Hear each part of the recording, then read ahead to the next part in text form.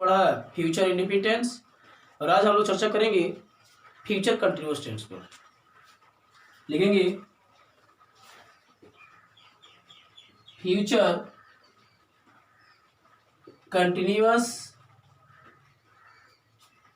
Tense. लिखेंगे जिस हिंदी वाक्य के मुख्य क्रिया के अंत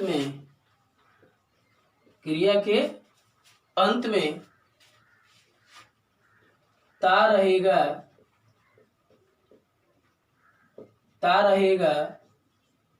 ता रहेगी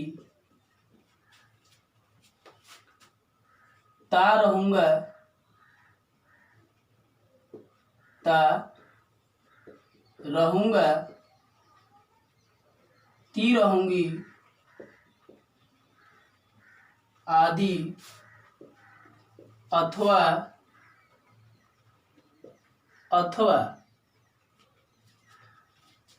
भविष्य में कोई कार्य का अथवा भविष्य में कोई कार्य लगातार जारी रहने का बोध हो, लगातार जारी रहने का बोध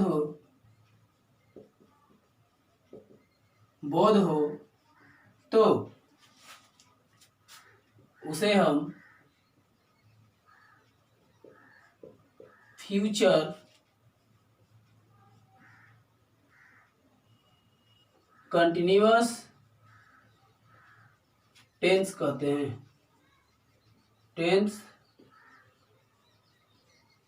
हैं।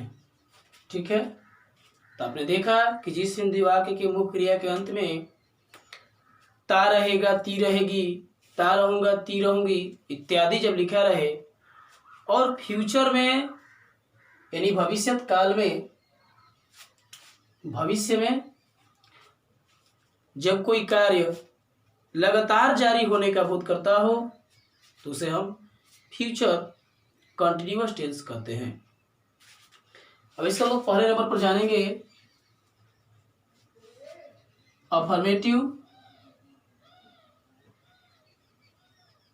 Affirmative sentence. पहले हम लोग जानेंगे अफर्मेटिव सेंटेंस। अब इसका स्ट्रक्चर ये हो जाएगा, तो सबसे पहले हम लोग लिखेंगे कर्ता को यानी सब्जेक्ट, उसके बाद विल या शैल प्लस बी लिखेंगे और उसके बाद मुख्य क्रिया का हम पहला रूप लिख करके उसमें एन भी जोड़ देंगे या उसी को हम डायरेक्ट कह सकते हैं वर्ब का फोर्थ फॉर्म प्लस हो जाएगा ऑब्जेक्ट, उसके बाद अदर वर्ड्स। तो आप लोगों ने यहां देखा कि सबसे पहले हम लोग कर्ता को लिखते हैं और कर्ता के बाद शैल या विल या शैल, फिर हम लोग बी को लिखेंगे। उसके बाद मुख्य क्रिया को जब हम जोड़ देते हैं आईएनजी तो उसको वर्ब का फोर्थ फॉर्म कहते हैं, अर्थात वर्ब फोर्थ फॉर्म लिखेंगे, ऑब्जेक्ट लिखेंगे, उसके बाद जो बाकी बात लिखा रहता है आया रहता है उसको लिखते हैं। ये सब एग्जांपल्स में मैं कह दूं, वह एक किताब खरीदती रहेगी। वह एक किताब खरीदती रहेगी, यही सेंटेंस में है। तो इसमें ता रहा है ती रही आया हुआ है, तो इसको हम लोग बनाएंगे तो लिखेंगे she will be buying a book, इस तरीके से। यानी कि वह एक किताब खरीदती रहेगी, भविष्य में लगातार जारी होने का बोध हो रहा है।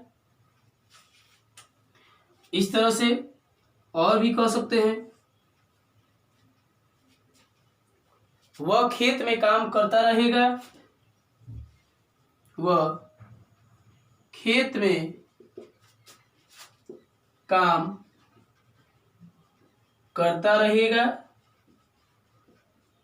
इसमें भी भविष्य में लगातार कोई कार्य जो है हो रहा है, वह खेत में काम करता रहेगा, तो लिखेंगे he will be working in the field. इस तरीके से हम लोग बनाएंगे। इसी तरह मैं और कह दूं कि हम लोग दिल्ली जाते रहेंगे, दिल्ली जाते रहेंगे, तो लिखेंगे we shall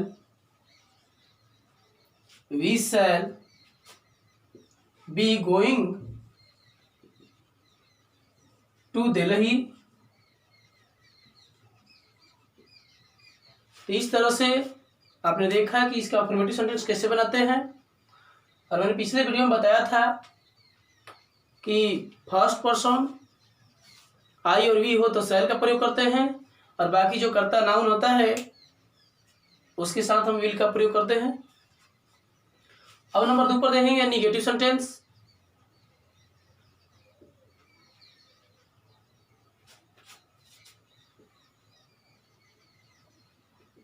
निगेटिव सेंटेंस, तब इसका स्ट्रक्चर लिखेंगे। सबसे पहले सब्जेक्ट यानी कर्ता को लिखेंगे, उसके बाद विल शैल, विल या शैल, तब नॉट को लिखेंगे, फिर उसके बाद हम लोग बी को लगाएंगे। फिर इसी तरह लगा देंगे वर्ब फोर्थ फॉर्म, वर्ब का फोर्थ फॉर्म लगाएंगे, उसके बाद ऑब्जेक्ट, फिर अदर वर्ड्स, इस तरीके से। ठीक है। अब एग्जाम्पल से मैं ये कहूं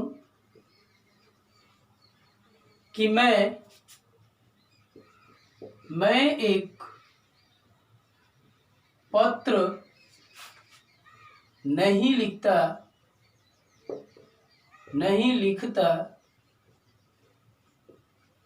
रहूंगा।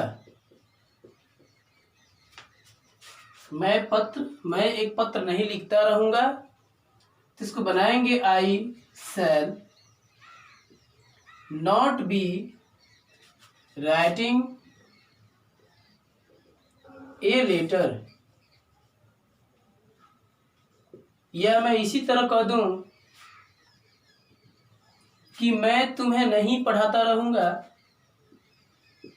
मैं तुम्हें नहीं पढ़ाता रहूंगा।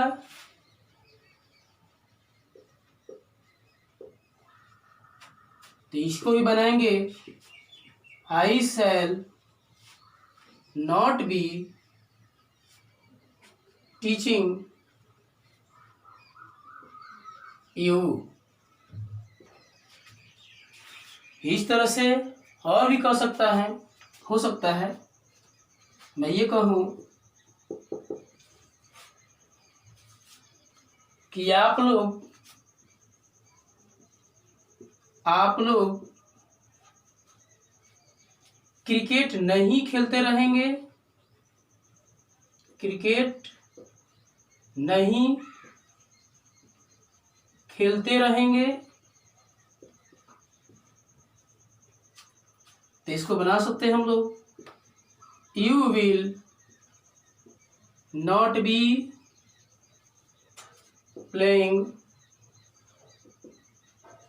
क्रिकेट, इस तरीके से। और इस पर आता है थर्ड नंबर इंट्रोगेटिव सेंटेंस। तो लिखेंगे इंट्रोगेटिव सेंटेंस यानी प्रश्नवाचक वाक्य। तो लिखेंगे इसका पहला रूल में हो जाएगा, पहले हम लिखेंगे शैल या विल, तब सब्जेक्ट को लिखेंगे, उसके बाद बी वर्ब का fourth form, object other words plus question mark. ठीक है, तो जब ऑक्सिलरी वर्ब से स्टार्ट है स्ट्रक्चर, इसका मतलब ये है कि ये सेंटेंस आएगा तो क्या से शुरू रहेगा। तो लिखेंगे जैसे मैं ये कहूँ कि क्या आप लोग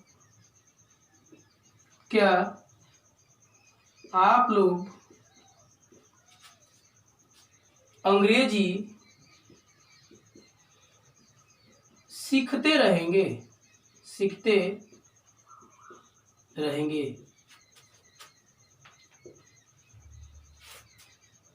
क्या आप लोग अंग्रेजी सीखते रहेंगे।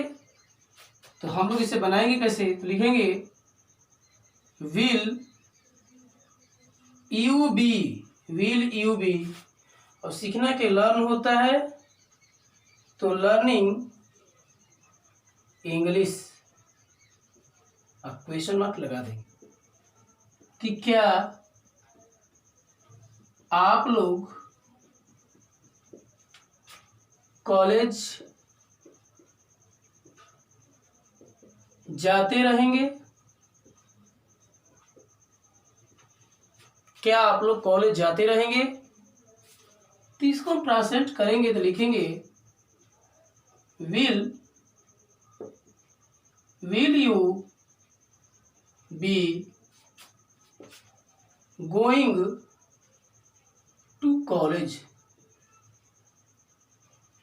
इस तरीके से और भी सेंटेंस हो सकता है, जैसे मैं ये कहूं कि क्या वे लोग बगीचा में आम तोड़ते रहेंगे।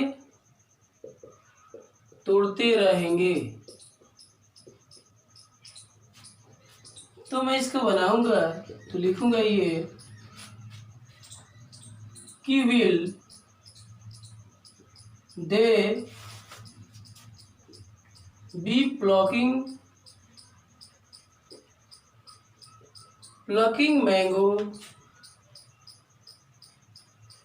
मैंगोज करेंगे, मैंगोज इन द गार्डन।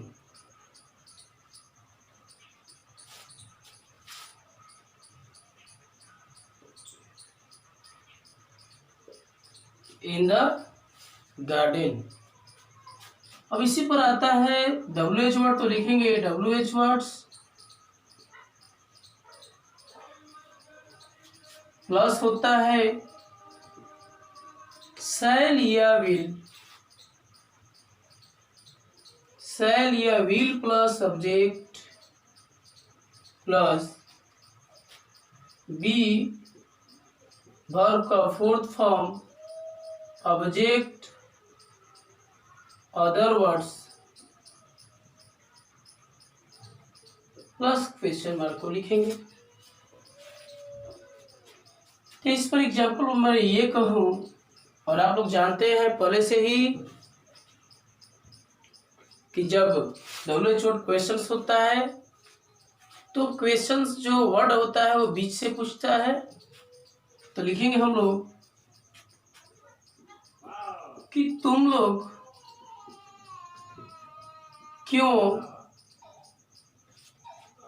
क्यों हिंदी पढ़ते रहोगे। तुम लोग क्यों हिंदी पढ़ते रहोगे। तो हम लोग बनाएंगे वाई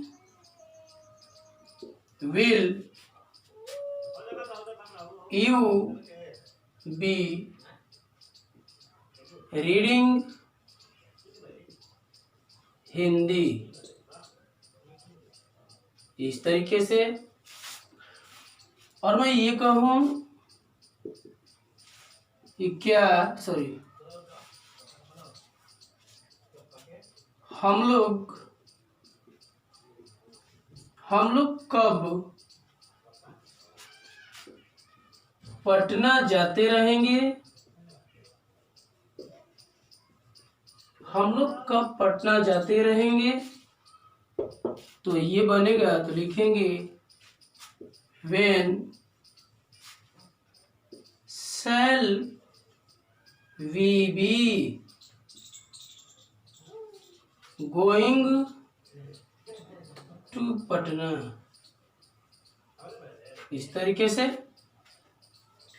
और भी मैं ये कहूँ कि वह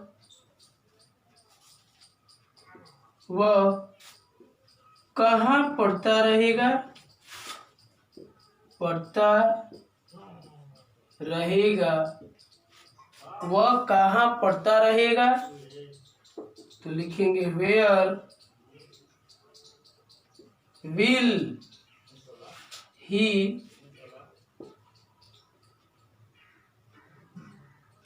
B, where will he be reading. तो आपने ये देखा कि इंट्रोगेटिव सेंटेंस में डब्ल्यू छोड़ रहता है तो कैसे बनता है। और अब बनाएंगे जो हूँ का प्रयोग होता है कौन का, उसको देखेंगे।